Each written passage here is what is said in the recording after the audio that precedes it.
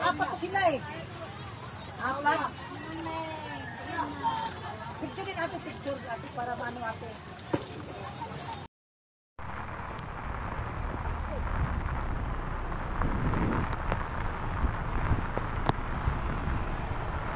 Takpan mo sa ibabaw. Teka lang tayo. Kapatid.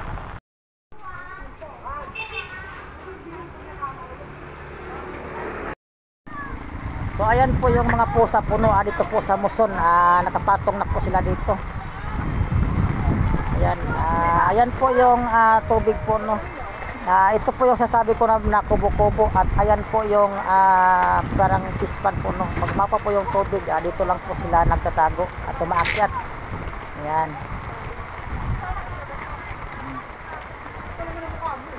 Kaya ngayon tag-ulan, malakas po ngayon ang ulan.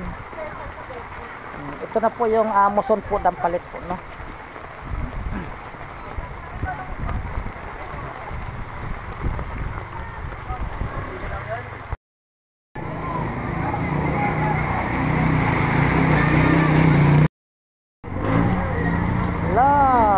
Baha talaga. Kaya sa ating Abinyo no.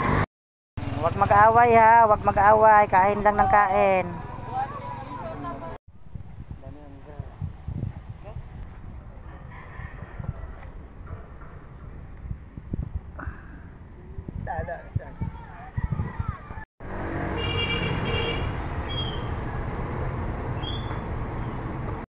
Sige na, kain na, kain.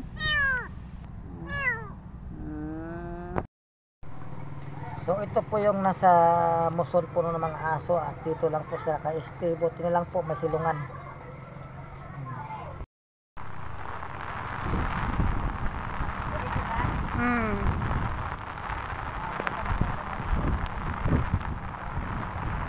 Dapat i-rescue na yan. Yung pagkain niya mabasa, lalong lagay mo yung tabla. Tabla kahoy ka pala para maano.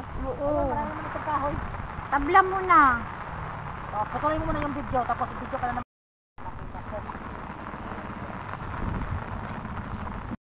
So ayan nga po, nakapatong na po yung mga pusa dito dahil nga po tumaas na po yung tubig. Ayan po yung tubig. Pataas po yan.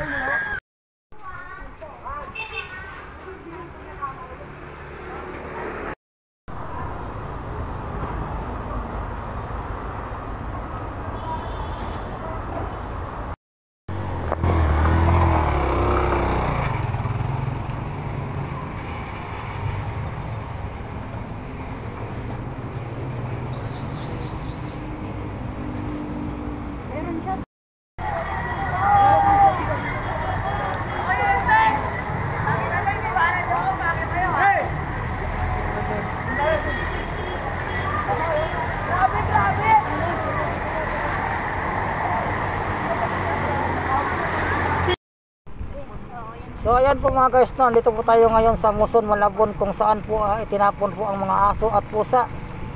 Ayan, kaya hinanap po namin yung mga aso at pusa po dito no. Medyo buwaba na po yung tubig.